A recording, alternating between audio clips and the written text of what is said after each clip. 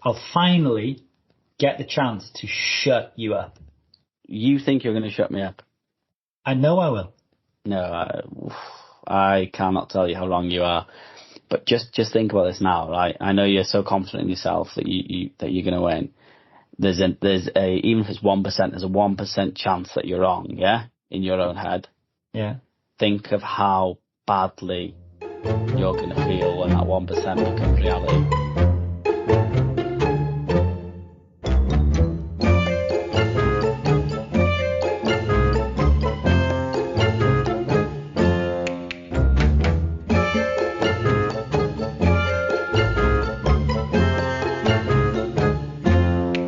Okay, right, welcome to episode 10. It is just me and Josh tonight, and our guest, and I've ummed and ahed about whether I would just go to town on you for like quarter of an hour before anyone else joined, but I thought, no, I'm going to leave it and let you go. You can handle me one-on-one anyway, mate, so thank you, lucky chickens. I think you might be right about that. As I was halfway through the sentence, I thought, yeah, I'm not sure I could even do it anyway.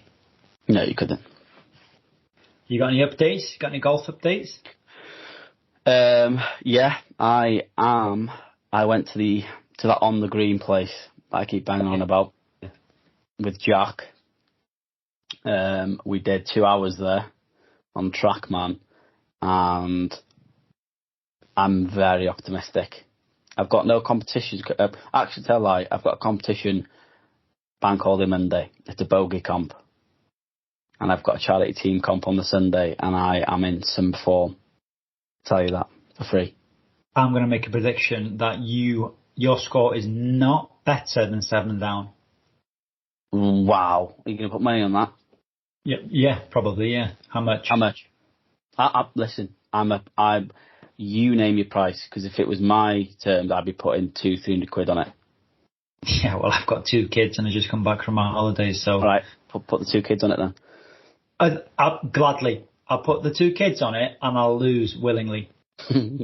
Listen, I genuinely, I am really optimistic, but more importantly, that individual comp on Monday, I've basically got 2 chances to qualify for the Champion of Champions at the end of September. 2 more chances, and I'm going to clutch it. Mark my words, I'll be playing in that. I'm not yet qualified, but I will be playing in that competition come the end of September. And I think there's some good money to be won if you put your money on me to win it all. Fucking hell. Just to clarify now then, Champions is that it's an event at the end of the year similar to the Tour Championship. You have to earn your right to play. You have to be in the top 3 of any qualifying comp, right?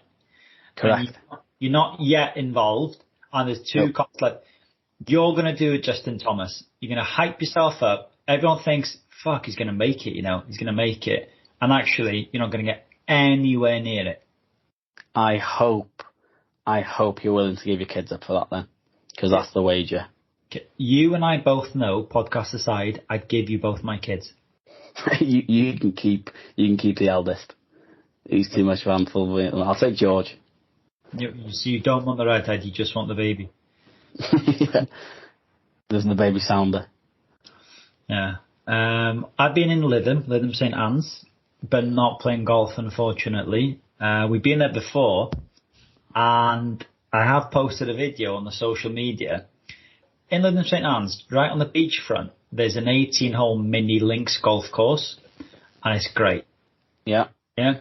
You'd have, if we were there as brothers, we'd have hours and hours of like competitive fun. It would just be, you'd play around in the morning and you'd be wanting to go back in the afternoon and evening 100%. No hole, I don't think there's any hole longer than about 90 yards, if there is one 90 yards. So it's literally pitch and putt. So it's not a par 3 course, it's pitch and putt. And, it's packed, but the pace of play goes quickly, to be fair.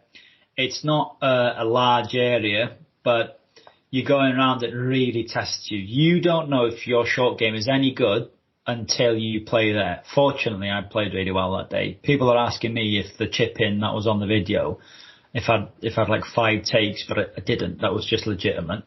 That's hearsay, allegedly. None. It was genuine. It was genuine. Allegedly.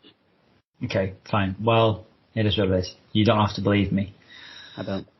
But yeah, if anyone's anywhere near Lytham St Annes, which is I think in the middle of Blackpool and Liverpool-ish, then go there because it's great. Go there with mates and you'll guaranteed put some money on it. Really. Well, I was thinking when you said mini course, how many would it be? But anything, no hole longer than 90 yards. I bet you have shots of 90 yards and in. Let's say, what would you say the shortest hole was? The shortest hole you're looking at maybe, I don't know. I don't know factually, but about 30 yards. They're all they're all pitch and putt. I bet 30 to 90 yards isn't something people practice often. I bet they're practicing maybe 90 to 120 or whatever, amateurs, but I bet not a lot of them practice 30 to 90 yards. And I bet we'd all be shocked at how many shots you have between those yardages as well. Do you know who has the course record?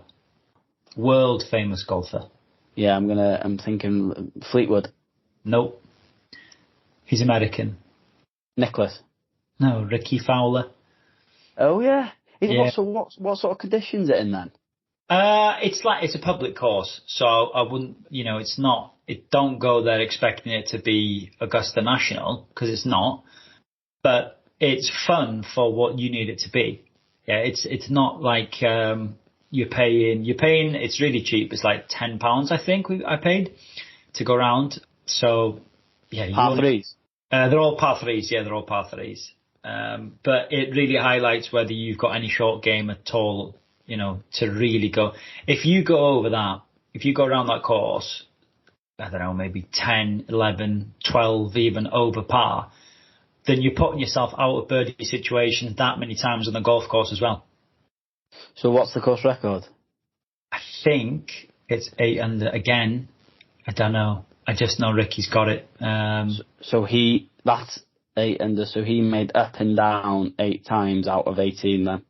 From 30 to 90 yards. Yeah, which is a public golf course. I'll try and find out, but yeah, I know he's got it, which is really cool. Sounds fun. That, to be fair, I'll have to give that a go. Yeah. In terms of other golf, tell you what I did watch, and I found it really, really engaging for the first time.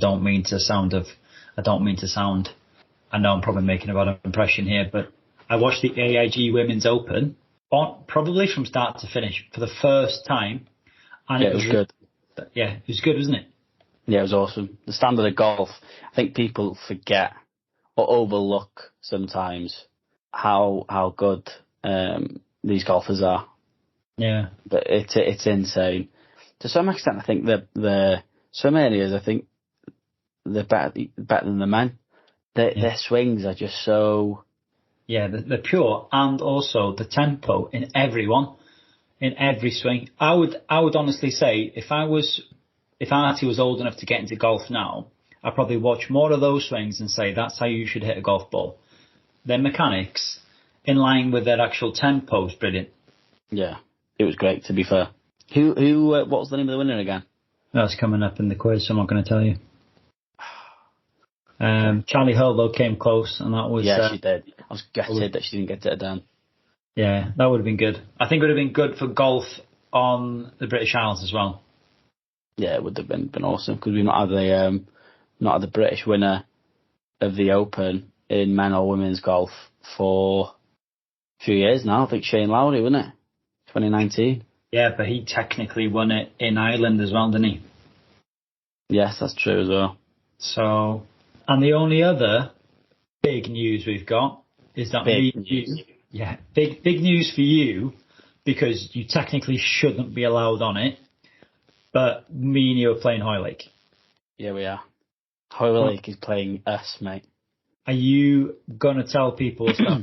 Because I'll finally get the chance to shut you up. You think you're going to shut me up? I know I will. No, I cannot tell you how wrong you are. But just think about this now, right? I know you're so confident in yourself that you're going to win. There's a even if it's 1%, there's a 1% chance that you're wrong. Yeah, in your own head. Yeah. Think of how badly you're going to feel when that 1% becomes reality. I'm going to fucking smash you. And yeah, honestly, it has been coming for so long. I would even say I've craved a match play with you just to hold it against you now for as long as I can. No, well, that's not going to happen, mate. I've craved one against you, Eddie, Liam, anyone, everyone. And everyone's always like, yeah, whatever, mate, I'd hammer you.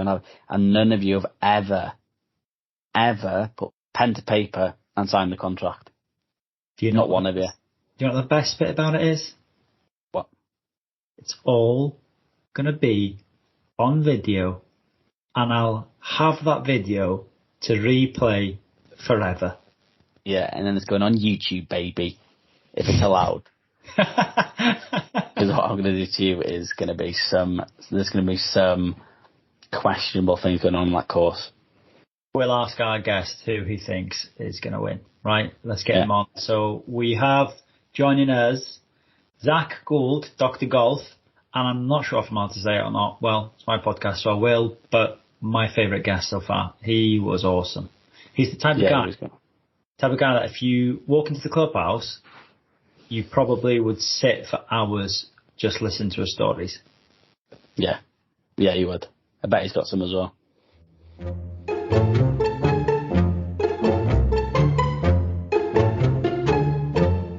How we doing? Yeah, good. You? Hi, Zach. Good. Long time no see and speak. It's too long, really. Well, I was getting a bit worried. No one texts me, no one calls. I feel like you don't stay in touch anymore. Yeah, we handed over the reins to Josh. I had a baby. I did a new job, and then we said, Josh, we can't do the editing and all this bit, chasing people around and stuff. And he said, no, I'll take it on. Best part of 3 years it was, Zach, before he decided to pull his finger out. Yeah. Yeah, I haven't got the family card to pull out as an excuse, Zach. All I can say is I was living my best childless life. So I was making the most of it whilst I could, And I'm still not expected, so I'm going to carry on doing that. So. I was going to say, take full advantage. Because, it is amazing, but God, nothing prepares you. Well, we've actually just been on a family holiday.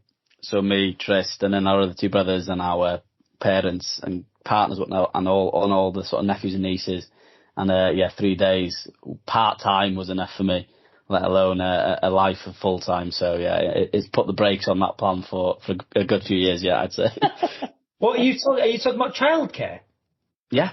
You literally had my child who doesn't walk or anything in the swimming pool for 20 minutes. And that was enough. You were all going on the slide, and it was too much for me. You confused as to where the hell you were going with that, because I was like, he's not talking about looking after the kids, surely. Not for me, not yet, anyway. But it's been. When was the episode we recorded last? I feel like it was 2020, definitely in one of the lockdowns for sure. It feels like 3 years ago at least, which is weird because it feels like yesterday, but at the same time, a long time ago as well. What's changed with you, Zach? Loads. Obviously, I got two babies now. So I got a 2-year-old Everly. She was 2 in March, and a 1-year-old Poppy. So I'm living the 2 under 2 lifestyle with running an online business that's growing, has its challenges, has its ups, its downs. Not playing nowhere near as much golf as I should be. Sort of family life taking priority, but I am keen this winter to just dedicate a little bit of time to it if I can. Because I was speaking to someone on Instagram earlier, they were like, "You've got all the pieces." I was like, I feel I'm in a place I know what I need to do, but it's all going to have to be baby steps. To get back into it again, and just remove all expectation really, because as we know, it's a massive killer in golf. And when you play to a fairly high level, if you expect what you did before, you're just always going to be disappointed. So, keen on trying to get back into it. Lots happening with Dr. Golf and family's growing. So it's been busy, and I'm sure we'll get into some of the detail as well.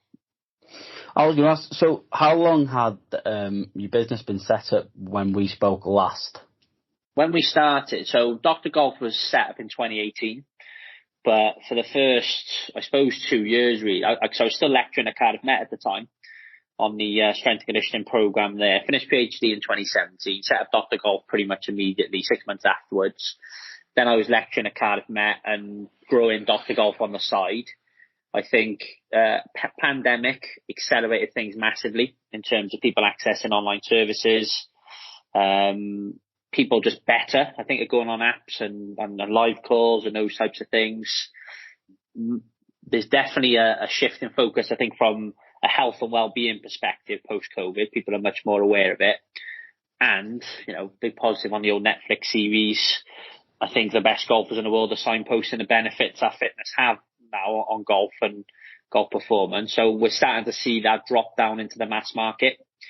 So yeah, that's kind of where it's gone. So post when we spoke, I went full time on Dr. Golf January 2021. So it's best part of like 2.5 years really. Although the company's been going 5 years, so to speak, it's like 2.5 years where I've been full time on the business.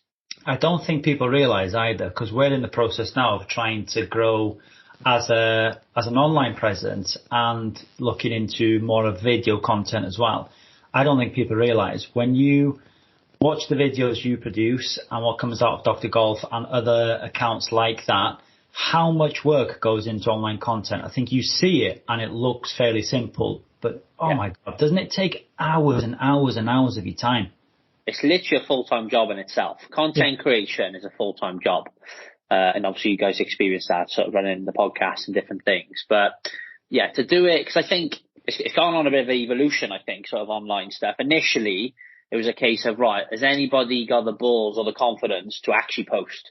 Has anybody got the confidence to do a selfie story walking down the street, to giving a personal opinion on whether live golf is the next best thing or not?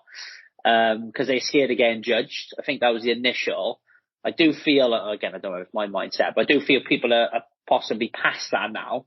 Mm-hmm. Then it's like a case of, right, who can deliver like the best? Now it's like who can actually deliver the best content, post-edit it, get it done in less than 30 seconds. Is it real content? Is it trending? There's so many different things to consider for content to actually get out there. And the platforms are changing every 2 minutes because 2018, you do a post, it could be rubbish, but you do a post and all of your followers would see it. Now, 5 years later, Instagram is saying, unless you pay for adverts, we're not showing it to anyone. So it's just this evolution really of social media, marketing, setting up your business, which I've just been on a massive journey on really over the past sort of couple of years. But yeah, as you said, it is a full-time job in itself, content creation.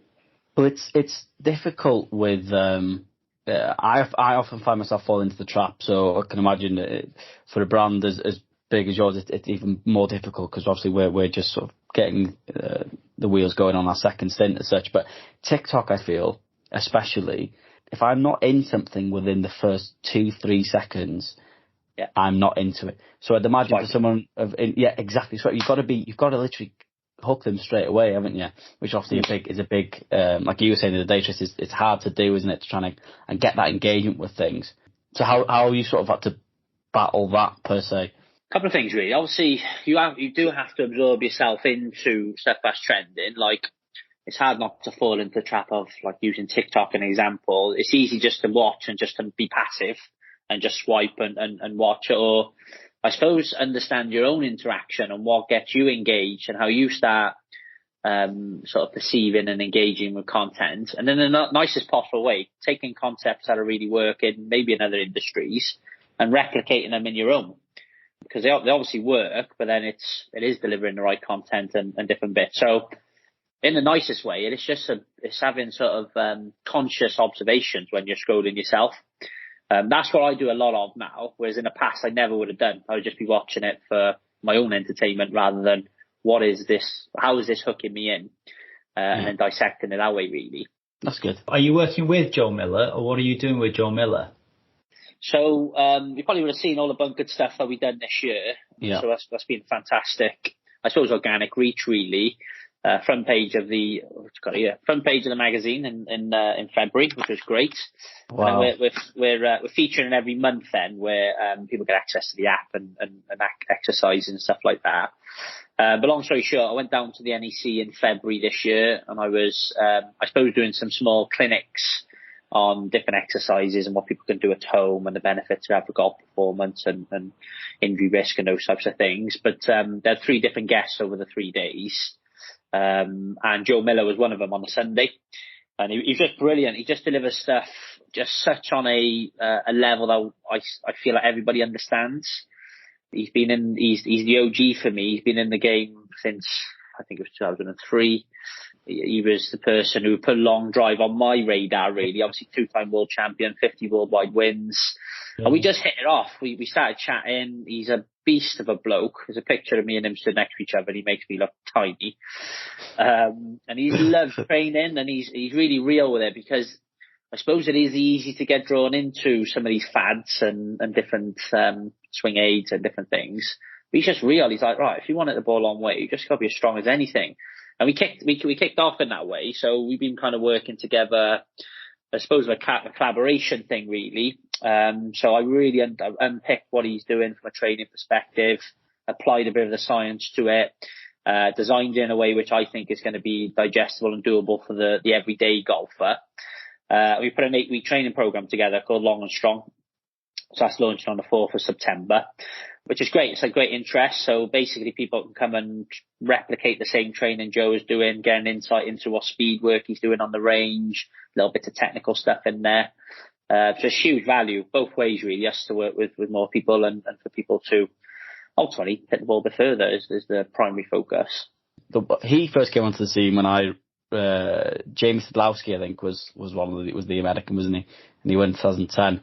But I remember because he just took it to, like you say, another level, didn't he? With how fast he was swinging the club. Because I did see that you've been working with him on your socials and stuff, which I thought was really interesting. Because I thought it'd be great to see where you both go, especially obviously because people are going to measure him on based on performance, etc. But in terms of your collaboration, has it opened your eyes to different aspects of training within the golf swing?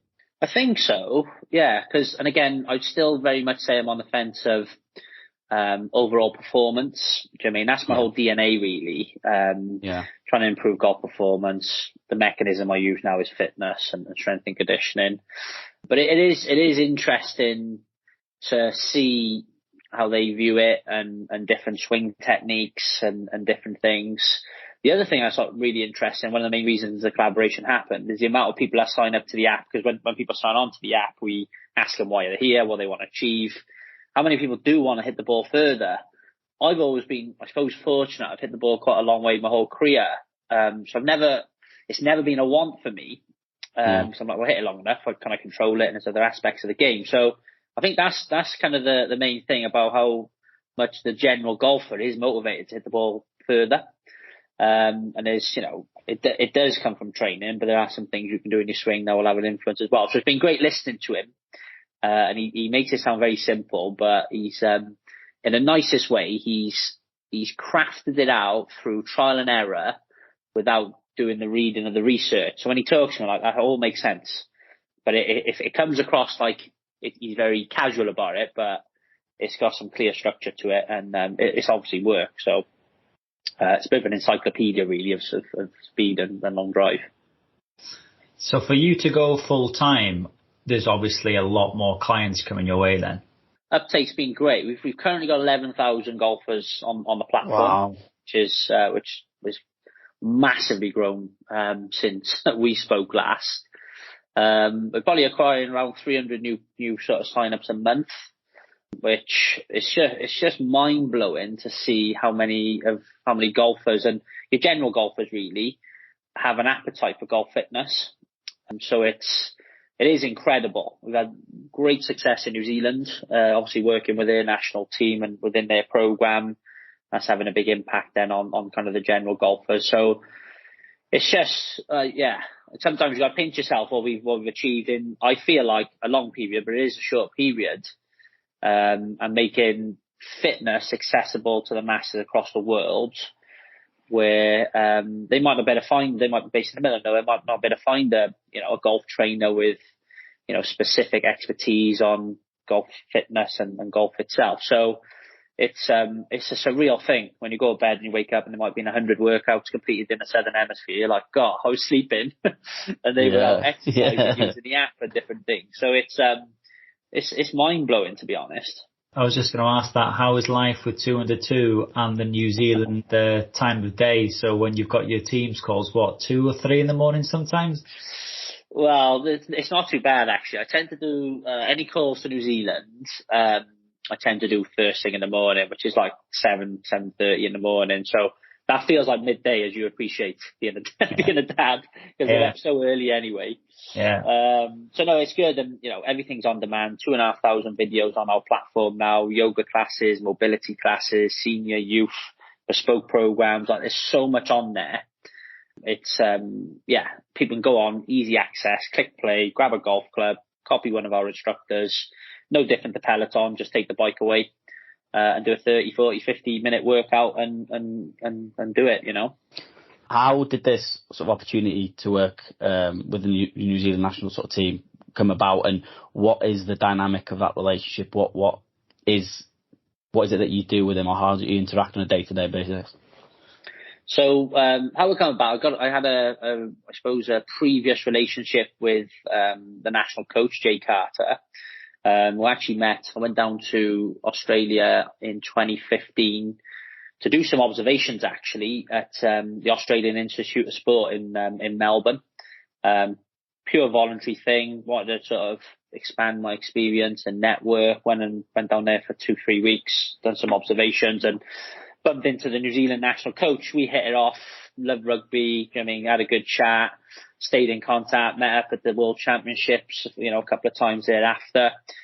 And he seen what we were doing online, reached out to me and just said, look, what is it? Can you talk me through? And initially at that time, that was our focus. So I suppose as a timeline of Dr. Golf, our initial focus was performance golf. We worked with Wales Golf. We weren't with New Zealand Golf at the time. We weren't with counties, high level performance, pros. So, we had some really high quality tailored programs at that point. Seeing the platform, this is great. New Zealand is a demographic, obviously small in numbers like Wales, but huge in terms of size. They got 15 districts there, which they might only have 1 or 2 golfers in each district. So trying to get a strength and conditioning coach to be based in the right place where they can service all these golfers over, a large area, which is with small numbers, is a massive challenge for them. Although we're based the other side of the world, we got the technology and the resources to deliver on that. And he just absolutely loved it. He's like, so we can get strength and conditioning provision, high quality, it's delivered in a golf context. It's all on an app. We can monitor the reports. We can create groups and community. He's like, this is just like a no-brainer, really. So it wasn't quite as easy as that. It took 6 months at least, 6 to 8 months of conversations and can we do this? Can we do that? And various things. Anyway, long story short, we started working with them. We're into our 2nd year working with them now. We got the standout amateur golfer, Kazuma Kabori, who's won everything in New Zealand, won loads of things in America. So he's on and really engaged. His sister's on, who's on the LET.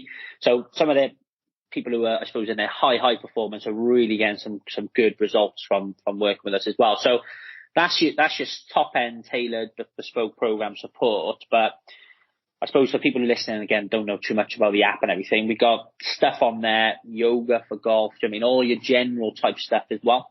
But we can take you all the way. If you want something that Rory McIlroy or something close to is we got a good idea of what types of things they're doing, and we can sort of deliver on some of those top end things as well. Do you still work with Wales Golf? Yeah. So you work with Wales Golf and New Zealand Golf. Yeah. Obviously you just touched upon there now how the world we live in now in terms of technology has opened up a lot more avenues than what it would possibly pre-COVID, etc. Would you, or are you looking to sort of work with other sort of nations or any other golfing bodies, or do you feel as though you've got enough on your plate at the moment between obviously family and obviously working with Wales and New Zealand Golf? It's massive. So are you looking to expand into further places, or? again, if the opportunity comes, yes. Is this something I'm actively looking for at the moment? No. What I'm really motivated now is your everyday golfer. How can we support your everyday golfer to make some better decisions, health and fitness, and to play a bit better? That's where my motivations are now. And it come up, trying to think, you might have been a bunkered, but they were like, what are some of your biggest successes with Dr. Golf and since you've been going? And it'd be easy to lean on, European Tour pros or DP World Tour pros and I suppose these top golfers. But I was like, the biggest and I suppose penny drop moment, we had a golfer come on in COVID. He was with us 18 months, hadn't exercised before, plays at Royal Puffcore and beat his age gross. So it gives you a bit of an insight into his age and it gives you insight into his ability. I was like, for me, that's got to be up there with one of the biggest successes. And it's not all down to us. He says it is. He says, hitting the ball further, moving better. I'm like, that's gold for me. And if we can have that level of, output, like, Jimmy. So I suppose to answer your question, my motivation is your everyday golfer now, which is has transitioned over the past couple of years. In contrast to that, how many, you probably won't know the figure off the top of your head, but how many of the people on the program now are aged between 16 and 21 who intend to make it in golf to some extent and understand that if they're not fit and hitting the ball far, they're not going to make it? Yeah, there's a lot of those. We got around, I suppose, ballpark figure, 16 to 21. There's about 700-800 golfers, I would say, there who have some sort of ambition to do something in the game. Remembering, we got Wales Golf, New Zealand Golf. We had 7 counties at one point, Pro Dream USA. So when you look at that, there's a large portion there of golfers who are playing county level and above. Let's say there's 60, 70 players in a county setup. So we're looking anywhere between 500 and 700 players who I'd say are performance golfers looking to do something in the game. So there's quite a lot in there, which in a weird way, the process is still the same because people come onto the platform, they got a 0 training age, they need to do some of the fundamentals, they all need to get stronger, they all need to improve their flexibility and posture. So, lots of the processes are the same anyway, but the motivations might be a bit different. I think as well, I think because it's a competitive field now, online golf fitness and golf fitness in general, but I think if I was a 16 to 21 year old, what I'd be looking for is your story personally. And I think if I knew that, I know that I'd get more from your input knowing that as well. So do you find that? Do you have one-to-one time with a lot of the young golfers and be like, listen, I've been there, done that? I try to be very direct with it as well. Because as part, especially the, I call it a B2B model in terms of, working directly with high performance unions and national governing bodies, always have a call once a quarter, whether that's a nutrition call or an off-season training call, which will be done Zoom style to all squads, and then they get a bespoke program on the app and stuff. I always try and in a nice way try and relate it back to some of the key lessons I've learned in my story, because there are some key bits in there I think people can learn from and take little bits of value from, that I'm very transparent, very honest about. And still try to be to the day. So, and then just link it back to be like, if I went back to I was 16, these are the types of things I'd be doing, which I know I've been through with you guys before. But I do try and bring that to life. It's great to get buy-in and credibility, but it's truth as well. If someone can have one action out of the back of it, then I'm stupid to hold on to some of those lessons I've learned, really. Yes, my question would be, a beginner golfer now is looking for advice. Would you recommend that they start the gym or one of your programs alongside golf, or would you suggest they go to the driving range, start trying to hit the ball and making contact, and then maybe incorporating the fitness side of it into their golf game? I definitely, if you're brand new to golf, you've got to get down the range and see whether you can hit the ball and you've got a bit of a passion for it. Is my go-to, really, because as we know, it's such a hard game, and you can see people down the range, and God bless them. You're like, as long as you could be here all day, and it's not going to get better, unfortunately. So I think just be very transparent. if it's something people want to get, just get down the range, try and make it fun. And to be honest, without going off track too much, golf does need to evolve in this area. We need to make it way more inclusive. We need to make it easier. Cricket, I've led by example on these things. We need to try and make it way more sociable and approachable as a sport. And just and I don't want to get into the live conversation, but just make it a little bit more arms open, because golf will never truly struggle, because it's a game you can play literally till you're 80, 90 years of age. What I'm really concerned about is the lack of junior golf, really. Again, without going off track too much. So golf needs to innovate and bring some new ideas to the table and make it trendier and get people playing the game a bit more. And who cares what you wear on a certain day of the week, and who cares if you go and have a few drinks in a bar afterwards, and start squashing those perceptions. But if you've been down the range and you like it, and it's something you really gravitate towards, and you're interested in improving your health and fitness, they complement each other massively.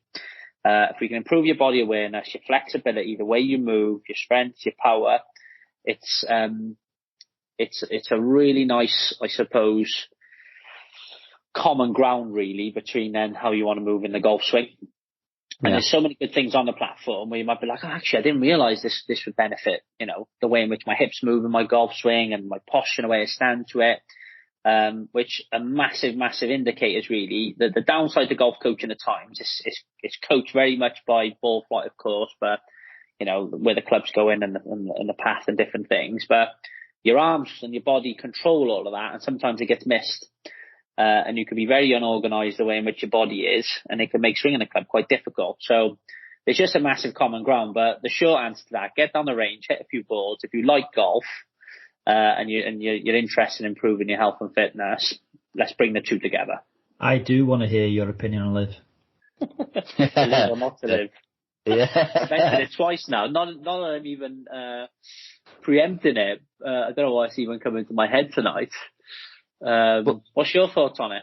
We've done live to death, haven't we, Josh? We've done live VPJ to death. But in short, me and Josh are pretty much anti-live on the basis that the format is shit. Just to cut across, I don't like live. But to a point you just touched upon there, Zach, where you said golf needs to be more inclusive. I'm playing a bit of devil's advocate here. You could argue that live are trying to do that sort of thing, aren't they? They're trying to make it a bit more appealing to non-golfers by introducing all this funky music, everyone going off at the same time, a bit of a party atmosphere. Yeah, I don't necessarily agree with it. But I don't know, it feels like they're trying to do that, but I think they're trying a bit too hard. I don't know what you think. I suppose the academic, or I don't see myself as an academic, but I suppose being trained in an academic way, and to be critical of the whole thing, the massive positives about live is it's definitely, the shotgun start, it is a positive because you're not sat there all day watching golf. You're sat there for 4 or 5 hours, not from 9 in the morning to 6 in the night, or the American golf, for example, late. So there's a huge positive. I love the entertainment factor around it. The concerts, the people come in, having fun. I think it's attracting a lot of non-golfers. And I actually think, other than the channels, the coverage is good. The reason why I think the coverage is good, not that I watch loads of it, but I think that comes down to the channels. There's just constant golf on there. It goes from golf shot. Sometimes when you're watching Sky and different things, because it's broken up so long over the day, there's so much weak, lightweight commentary. Yeah. It gets boring. And I just don't think that's attractive to people who are and ahhing about golf. So there's the positives I see for live. The negatives, the outcomes, I just couldn't care less about. Who wins the teams? I don't even know the names of the teams. It's got no history. I feel like they've given in a little bit in terms of the PGA Tour. So I just got no personal attachment to the outcomes. So I'm just so much more in favour of PGA Tour, DP World Tour, Ryder Cups, Solheim Cups. So, and it's going to take a lot for me to break it. But if they adopt some of the positives from Liv, then it could be win-win. Depends if they get the financial backing as well, doesn't it, I suppose, with the litigation, etc. Yeah. Any Liv golfers go on the US team for you, Zach? Brooks will get a pick, won't he? It's just hard to say, isn't it? Like, Brooks will get a pick is my feel. But it's as a cat, I'm just trying to put her in the captain's shoes. It's just so hard to know the level they're playing at week in, week out, and the lack of competitive golf they've had. And you compare them all, like the Shambos put obviously some serious golf together. But you look at all the rest of them, again, you probably pull me up on this. How well have they actually done in the majors? Yeah, no, I've said nothing standing out. Nothing standing out for me.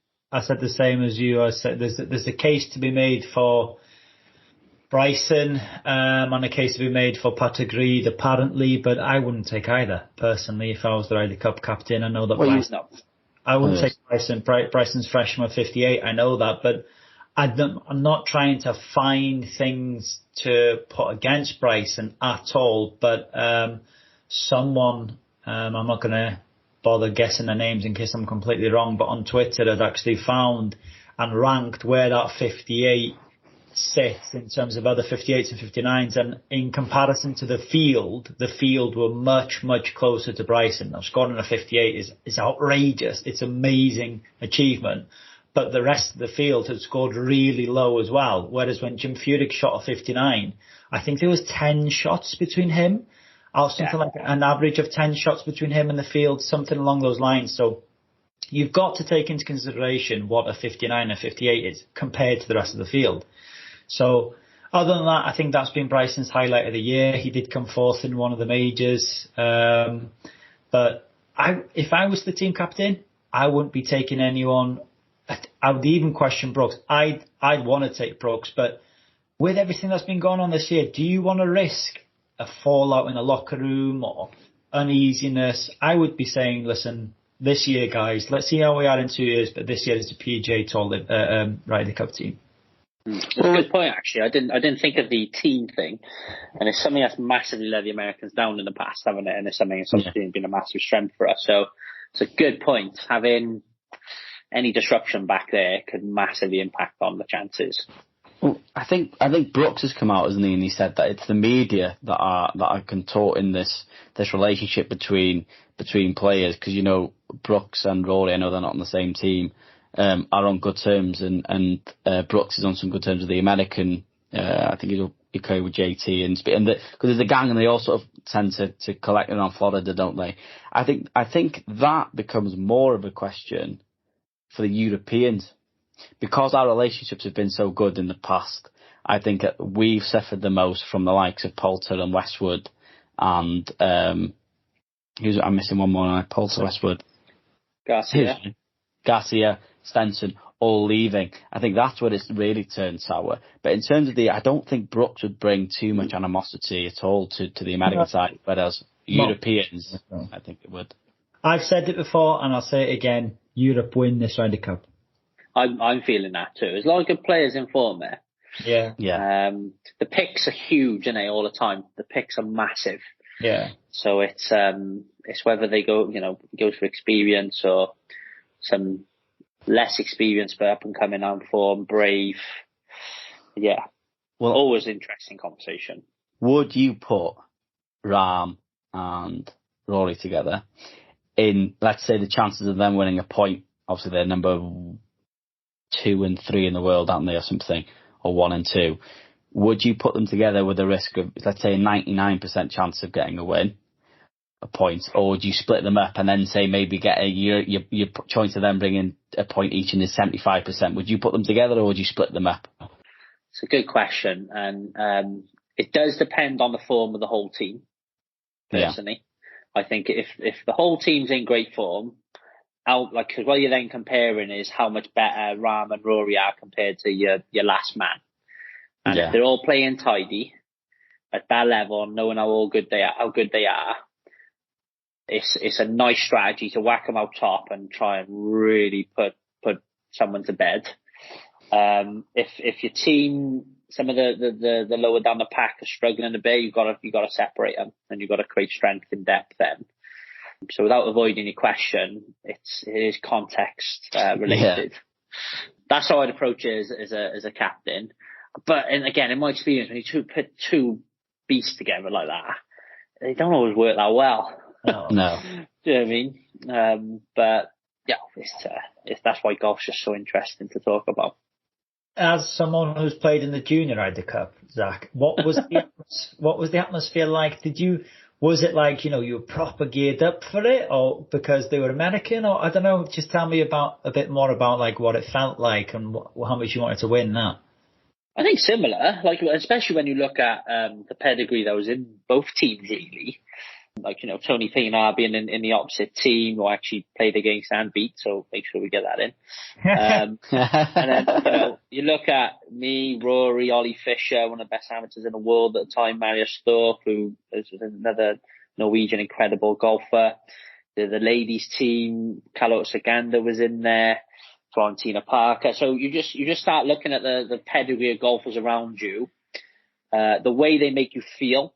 I think just on the whole process of getting together, all flying out together, we had all the kits, you're 15 years of age, playing in America, great captain, Andy Ingram, who's Welsh, so very passionate for me, incredible setup, again, the course, 200-300 people watching kind of each group, which was probably something that would have been fairly new to me at the time. We don't tend to get that level of following in the UK. You do in Ireland, but not so much, I suppose, in Wales and England. So I think just bringing all that together and considering the age I was, and you grow up watching Ryder Cups, and it just naturally comes with the territory. Do you know what I mean? If, and in a weird way, because then once you play, we got flown to Oakland Hills then to watch the real Ryder Cup behind the scenes. That was the first time I seen Tiger in real life. Garcia was always my idol. Luke Donald was in that team, Paul Casey, David Howell, obviously all the top Americans. I think if you'd gone there first and then experienced the way the crowds are and how anti-Europe they are and how pro-America, it's just that would have really got us going if you then went and played the Junior Ryder Cup. It's never going to be that way, but of course it's not the same, but to you at 15 it comes close to the same, Of course, yeah. I've always thought if I was ever playing in a Ryder Cup, I'd prefer it to be in America. I don't know why. I think I would just love the atmosphere of playing in front of the Americans. I'm on their home soil and trying to win there. Yeah. When I found out that you were coming back on, Zach, I not long after we did when you came on the first time, I was listening to a Rory McIlroy podcast, and he actually mentions you in it. He says, he says he mentions your name, and he talks about how good of a golfer you were, and he talked about the experience of, was it the Walker Cup or the Junior Ryder Cup that you played? I never played Walker Cup. I was in the squad 3 times. We played Junior Ryder Cup together. And he was talking about, been around that. He was talking about that, and I tried finding it, and I'm trying to sift through all this, and I cannot find it. But I remember I phoned Trist and I paused it, and I was like, he's just mentioned Zach Gould on this podcast, which I thought was really cool. But he was talking about the experience of it and how it kind of, obviously the Ryder Cup's it's just on steroids, isn't it? But touching upon the atmosphere of American Ryder Cups, I always find that they're the best because Americans are very patriotic and, cringy is a bit of a bad word to use. Whereas, so when it's in America, you get the hardcore European fans going over, and then you get a lot of better fans. When it's in Europe, sometimes I feel it's a bit muted. I don't know. Yeah. I feel like it's not as... We're just a bit reserved, didn't we? I think that the Americans, as you said, they're not afraid to say we're the best and we deserve to win, and they really put it on you. And like you said, if you're flying the other side of the world and you're a keen golfer from Europe, you're going to be one of those as well. It's like, no, we're the best. So I think it really creates, I suppose, more aggression, atmosphere, and a want to win. Have you had the chance to go and watch any Ryder Cups since, obviously, in the years since? No, I went to the Belfry in 2001. Also played in the Junior Ryder Cup and went in No, it was 02, wasn't it? Because it got cancelled in 01 because it's Twin Towers. Yeah. And then moved it to 02. So I went there.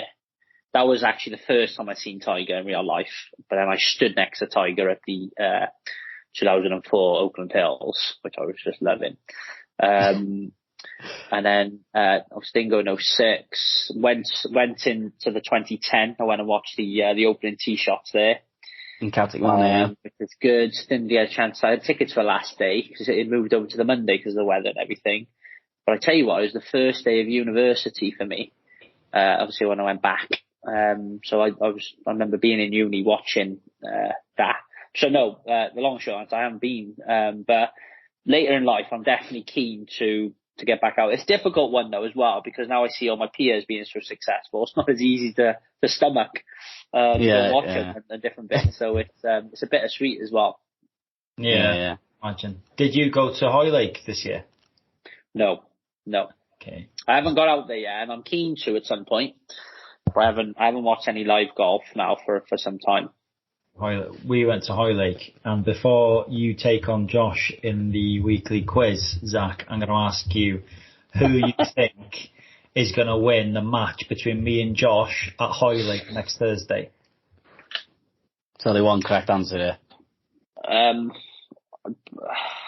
feel like again I need more context. Okay, how's it gone this year? Yeah, so I'll give you the context, Zach.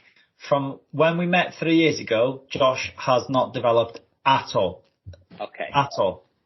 No. Let's let us think it at all, whatsoever. Okay. He's probably gone backwards, right? So handicap's not improved at all? No, it's gone worse, yeah. Gone worse. It actually had, yeah. It was about 16 point. No, I think at the time, when you first come on, I don't think the new handicap system was in, was it? No. So I was off about 16 shots then. Now my index is almost 19 and I get over 20 shots. And I'll tell you what else hasn't changed. His self-inflated ego. Confidence. Confidence is key. Beat them on the first tee. Let them beat themselves. We're going to have a match. Basically, we're having the match because I want video evidence so I can just repeat it and re-show it for anyone and everyone for the rest of his life. Yeah. Well, it's a double-edged sword, I think, for Trist, because he either, well, no, that's not the right saying. Well, it's a win, but a really heavy loss as well, because if it's also going to be on camera when I beat him next Wednesday, whenever we play. The difference, the reason my golf game was stunted, and maybe you'll be able to dissect this a bit more, Zach, is I'm obsessed with club head speed. I am obsessed with it. And ever since I started playing golf, I wanted to hit it past all my brothers. And I got into the YouTube world of finding lag and all this stuff, and it really messed up my game. And we went to a TrackMan, to cut a long story short, I went to a TrackMan a few years ago, and my younger brother was 10 mile an hour quicker than me. And I was like, this is wrong. So I went on a super pursuit of finding speed. And we went last Thursday, and there's only 3 mile an hour in it now. So now I feel like the technique's there, and I can work on actually getting the club to the ball, which means bad news for Trist, unfortunately. Well, you missed a key ingredient being biased, is I suppose you put your foot down in the 1.1 Citroen Saxo. You need to increase the size of your engine and get in a Rolls Royce. So you need to work on your body next to really crank it up, which I'm sure if you get Joe on at some point, I'm sure he will clearly explain to you. To answer your question, I'm going to back you, Josh. Oh, but only if you promise you have a conservative game plan. He won't. I can't promise that. Just can't. I can just visualize it. I can visualize it. Yeah. There's a hitting zone which is way less than your shot dispersion, and you're just thinking, I'm going for it. Yeah, I can't. It's that my struggle is hitting irons, to be honest. So when everyone sort of tells me hit irons, I'm like, that don't work. You said struggle. That's my main struggle. Yeah, irons, wedges are all right. Puttings, better, Zach. It's less than +1. but driving's just poorly as well. We'll have to see how it goes. You can watch the video and decide for yourself where in my body I need to sort of work on. Yeah. Right, Zach, this kid has won. It's episode 10. I think you've won something like 8, Josh, and drawn 1 and lost 1, or won 2 and lost 1. No, I've only lost 1. Yeah, I've lost 1 and I've drawn 1, and then I've won 8. Yeah, and there's a pint on this, Zach. So I do, I take PayPal, whatever you can transfer over to. Or I'll meet you. Where's your home club? Where's your home course again? So I'm based in Cardiff in South Wales, but I play at a club called Dinas Powys, which I chose isn't particularly famous, but it's close to my house. Yes. But lots of irons off the tee there, so I don't know if I shoot you a game. I fancy my chances on there. I'm just trying to Google Maps now, see how long it takes me, whether the drive down's worth the pint. It's got a great burger bar. They've converted the function room into a burger bar which sells Asian burgers, and it's called 1 o'clock gate. I highly, highly recommend if you come to South Wales to go there for that. Is it based on the golf course? So basically, the function room, which every golf club in the UK has a function room that could seat 60 to 80 people that gets never used apart from annual dinners and the odd team match. They've actually been really clever and leased it out to an independent business, and it's incredible. And I'm not joking, it's the best burger I think you'll have in Wales. Right. Instead of a pint, what we'll do is the winner, when we go down to see Zach, Josh, it's a burger on it instead of a pint. Burger and a pint.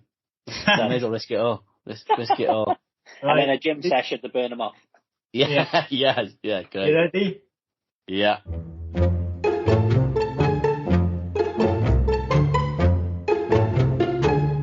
Right. It's first to answer, Zach, all right? All right. So just so I know the concept, you can ask questions, and it's a first one, and it's a quiz, and it's 10 questions, is it? Yeah, 5 questions. 5 questions, okay. Okay, right. How do I answer? I just shout out? Just go. No buzzer or anything like that. I'm not feeling confident. No, you shouldn't really. He's a bit of a biased quiz master as well, to be honest. He literally just goes off his own rules. I just make up the rules as I go along, basically. Right. Move on. Lilia Vu won the AIG Women's Open. How many majors does she have? 1. 2. Yes, Zach. She got 2, she? What? So she won the Open, I know that, but then what did she win before that? Second major of the year. Was it the US Open or the... Yeah. So she's won 2 majors this year? Yeah. Wow, fair play. Okay. Yeah, all right, I think it's the first year she's won as well. I think this is going to be a whitewash. I'm just not feeling confident, especially if they're all modern questions. How can it be a whitewash? My knowledge is all 15 years ago. How can it be a whitewash if Zach's answered the question right? Shut up. Right, 2. Okay. Who was in 30th place scraping into the Tour Championship? John Spieth. No. Spieth actually finished 29th. They did it. They did loads of content on it. So annoyed because I watched so much golf on the weekend. I'm going to have a clue. Only if you can answer again, Josh, if Zach guesses and gets it wrong, then it's open again. Okay. I'm struggling to even find a name at the moment. Well, I'm going to push you here, Zach. I can't think of anyone. We're going to have to pass. Right. Josh, you can come in again. Xander Schauffele. No. So the correct answer is Sepp Straka. I'd have been there for a month of Sundays. Never got that. Tyrrell Hatton and Jordan Spieth actually both got in, not comfortably by the end, but there was all this anxiety about whether they'd make it, but they actually won in the 30th in the end. Yeah. Right. How much did Victor Hovland win with his BMW Championship win? $1,444,000. Okay. I was going to actually say 2.1 million. Because you're both so far off, I'll allow more guesses, but the closest to wins. I will say this: it's Did you hear what I said? To your guesses. You said 1,000,004. 1,400,400. 1.44 million. Yeah, that's still way off. Is it? Yeah. I swear I thought that saw the PGA Tour put that on. We're both way off. This is like live standard winnings. 3.6 million. I was going to say it must be more than 2.8 million. Okay, Zach wins it by default. Basically, then it's $3,600,000. What? I said 3.6. You said 2.6. 3.6. Zach, what did I say? He's going to say 8. No, I wasn't listening. When I play the audio back, it's going to be a doctored point. You can the quizmaster decides. Yeah, exactly. That's nothing I can do about that. There's nothing I can do about it. This one's quick fire, right? Okay. Honma, Miura, Mizuno, Shrixon are all from where? Japan. Josh wins that point. 2-1. I've got to get these next two. Got to get these next. How many questions have we got left? One more. That's why I need this for the draw. Yeah. Okay.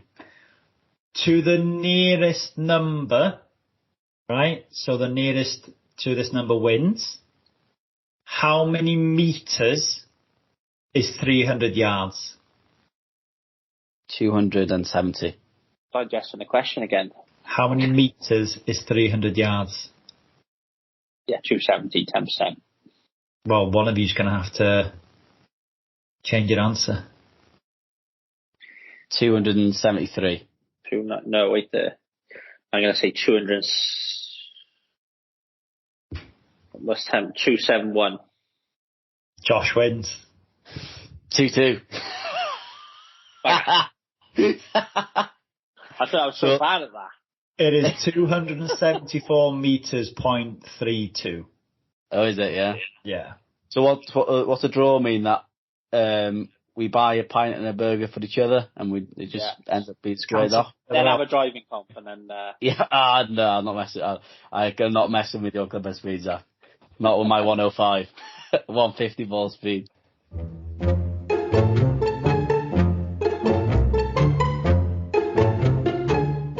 Okay, right. I would like to, if we can, touch up on a debate for this week. And what I want to discuss quickly is, well, not quickly, whatever, is Rory's comments on Phil Mickelson. So even though they were made before we went on holiday, Josh, it was the last thing that I remember before going. So Rory said, in light of Phil Mickelson's betting issues that have been, he can bet all he wants this year as he won't be part of it. I think it was pretty much tongue-in-cheek. I think he said it with a dry sense of humour that we're not really used to seeing from Rory. I personally didn't like it. I like everything Rory does, and I try and stay strong in my support of him because he gets a really hard time, but just didn't feel like Rory.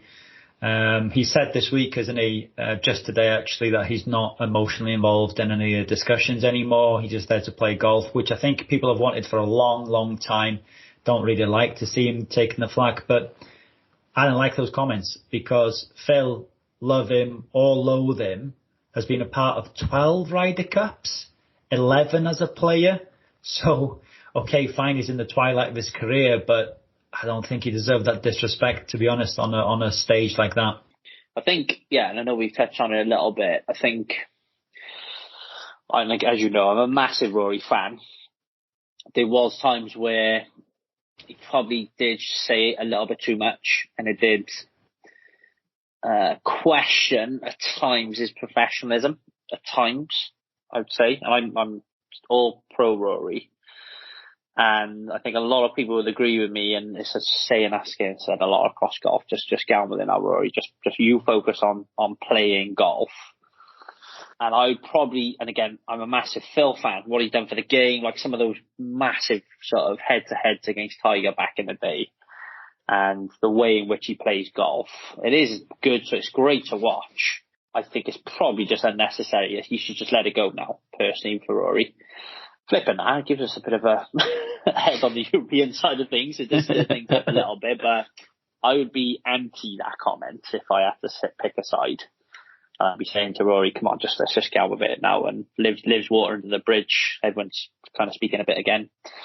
and you just focus on winning the Ryder Cup for us. I love that he made that comment. I love it. Yeah, I literally couldn't. I definitely see where you guys are coming from. The most basic level, it was an unnecessary comment to make. But am I going to sit there and say you shouldn't have made it? No. I think Phil's just as bad on Twitter, to be honest. I think Phil sort of yaps on Twitter as well. But yeah, I just think it's hilarious that he keeps rattling Liv fans. Because he's actually been very vocal, and I completely, I think you hit the nail on the head there, Zach, in what you said, where he said that at times you can question his professionalism, and I think at some point with the comments he's made, he shouldn't be in the position of influence within what the tour does if it's that personal to him, which is what he's now done, to take a step back. But he's been very vocal about how much he doesn't like Liv, from the start. To be fair, that much he's been very transparent on. I can't say he's a hypocrite, but yeah, I love that. I love that sort of slide dig things. I think it's hilarious. I like it. And as you say, he has been consistent. He hasn't backed down once. When anyone asks him, he doesn't back down. He's very clear. Yeah. And fair play, because on a world stage and the way in which he was media trained, I'm going to flip a bit now, but I'm still sticking with what I said. It's I love watching interviews and stuff afterwards. You can just tell the one to go on autopilot and just answer the questions the way in which they should, and you tell the one who just put their heart on their sleeve. And you've got to give it to Rory. Yeah. He says it as he thinks it, and he puts it out there. And he does do it well. He does it incredibly well. But with all this Liv stuff, I do get a little bit like, let's just get on with it. I'd rather know about how you're playing and where you're going to win and all those bits. And speak the truth about that. But it, like you said, it's become emotional and feels a little bit personal now. Yeah, no, I definitely agree with that. Whether or not he'd admit it or not is another thing, but I think he acknowledges that maybe he shouldn't have made that comment at the time. But one of the elements that I thought went unnoticed is Rory's technically a Ryder Cup captain, isn't he? Heyman, John, and now Victor Hovland this year, they're our leaders. They're the big boys. Now, do you want to put yourself in situations where the Americans can say, Rory this and Rory that in the crowd? They don't need that kind of enticing anyway at the best of times. So I think in the build-up to Ryder Cup, he put more pressure on himself, even more pressure on himself, and more pressure on the team by bringing that element into it. Because, as you said, Josh, the Liv players and the Liv fans aren't going to need anything more from Rory anyway. I just felt a bit like, when he said that, I just felt a bit like, that isn't really us as a European collective. That isn't what we're about. Not that I'm a part of it, but But I've said this before, and I think the best version of Rory McIlroy, bar that 3 tournament stretch in 2014, the best version of Rory McIlroy is Ryder Cup Rory. He doesn't care about pressure. He's bowed in front of American fans when he's silenced them with an eagle. He shushed them when he held that putt on against Patrick Reed. He rocked up 10 minutes before the tee time in 2012, beats Keegan Bell. He doesn't care. I don't think he cares about the pressure.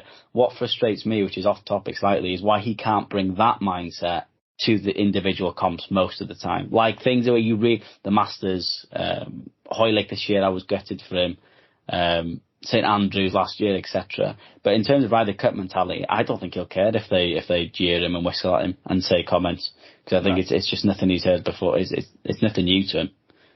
So I think it'll be an interesting topic. And again, interest. Do you think he's going to win a major? Yeah. And I'm thinking 100% he wins a major.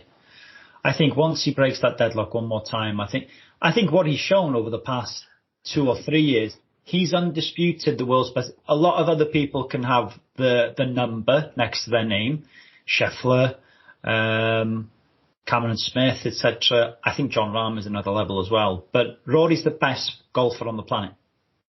I don't need to dispute that. So once he does cross that line, you look at, if you take personalities out of it, the law of averages, if you take emotion out of it, is that golfer going to win another major championship? Yeah, he will. I think so. What do you think, Zach? What do you think? I'm I'm a romantic with it. I want him to win them, so I'm like, I want him to, but I rationalise it the other way almost. I'm like, you've got to beat 160 players. It only happens 4 times a year. 150 players, another Masters is less. It only happens 4 times a year. You're going to turn up to at least 50% of them off your game. How many of those courses suit your style? Yeah. And then when I rationalise it the other way, see, I'm like, God, there's not many left. Jimmy, he's 35. If he's still competing to 50 and you start rationalising that, you're like, actually, he's not playing well for 2 of them. One of them, so he's got 1 major a year that's going to suit him. He's got 15 chances. I'm like, is he going to win 1 in 15? When I start thinking about that, I'm like, but I totally get your side, Trist, as well. He's put himself in there so much. Like, how needs happen more? But I'm a romantic with it. I really want him to. I don't think he'll ever win the Masters. And after this season now, I'm which is so hard for me to say because Rory is not just my favourite golfer. He's one of my favourite, sports people in general. I love him. But after this year, I don't own a house, but at the start of this golf season, I would have bet my house that this would have been the year he won a major. And to go majorless, I think might be, he came top 5, I think, in every major, didn't he? Oh no, he missed the Masters, didn't he? But then you look at the last 8 majors, that's the only one he's not come top 5 or top 10 in. And you think if he brings that form, if he's not going to win a major in that form, what form is he going to win? He's got to go lights out, and I haven't seen lights out Rory since Hoylake in 2014. Since he won his last one.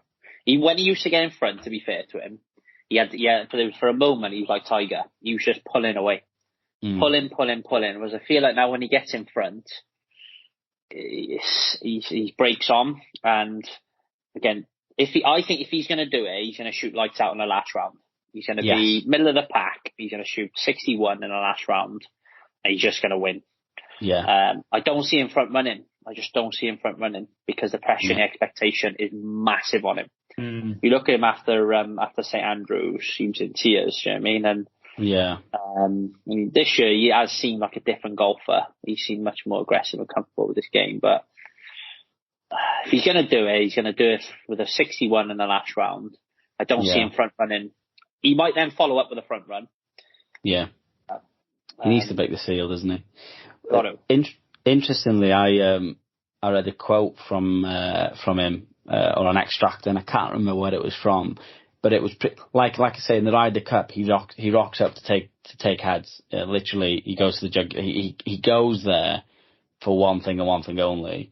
Whereas I think maybe in the latter round, in the last round of some majors he's played, and he's tried not to lose it as opposed to trying to go out and win it.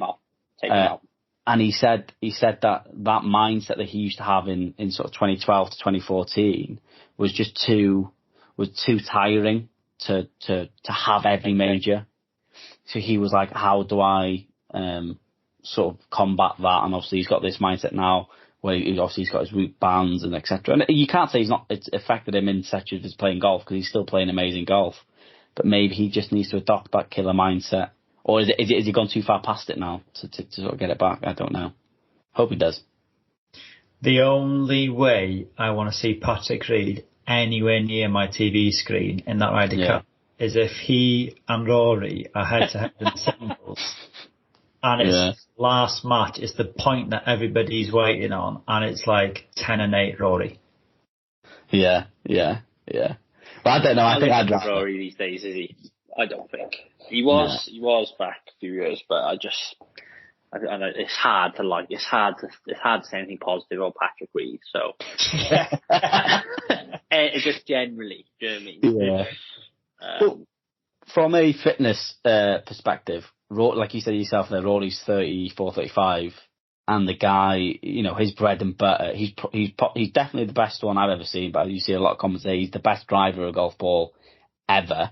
When that goes, how long do you see him swinging the club 120 plus mile an hour and carrying well over 300 yards? How many more years can you project that happening? When his mindset changes.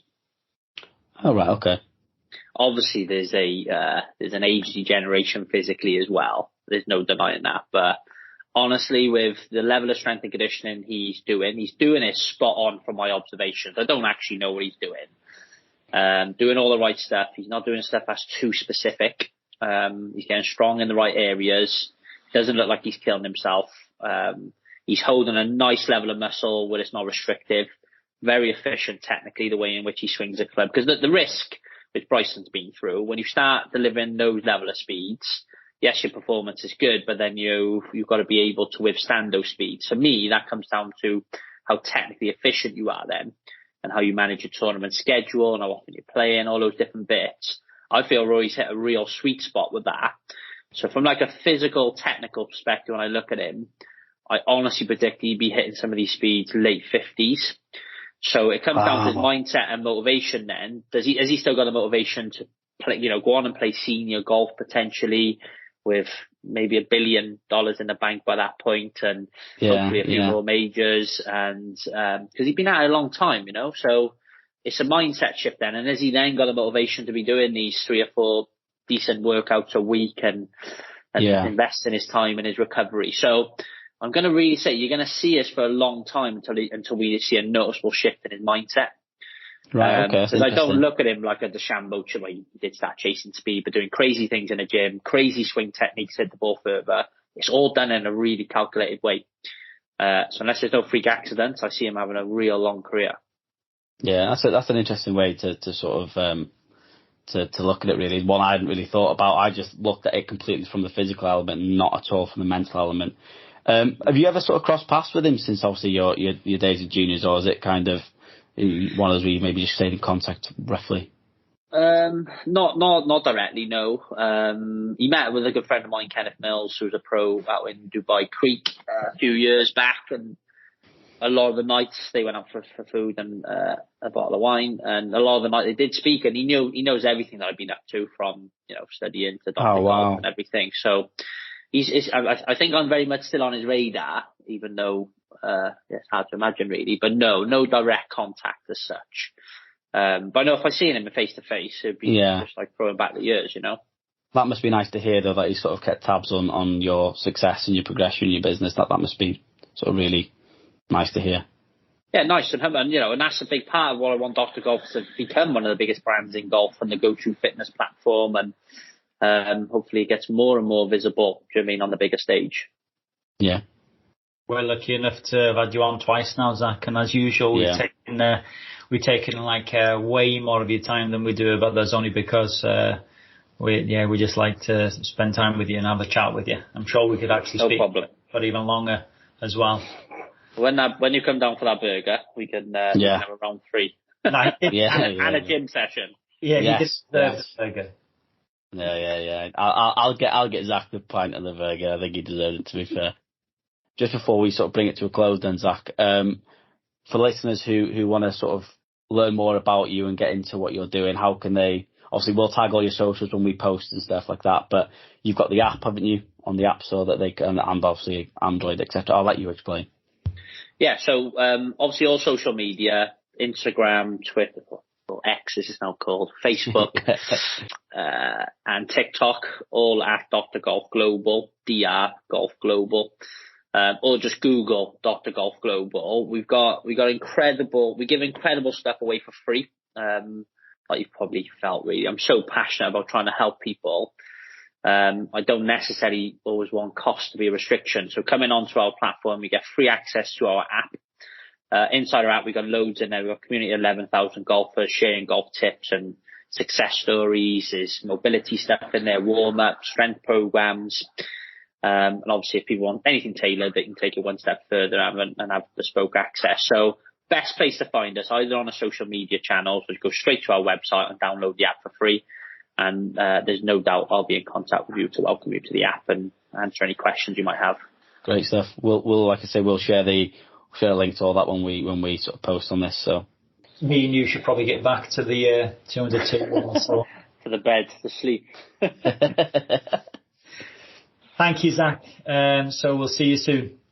Great stuff. Yep. Cheers, guys. See you soon.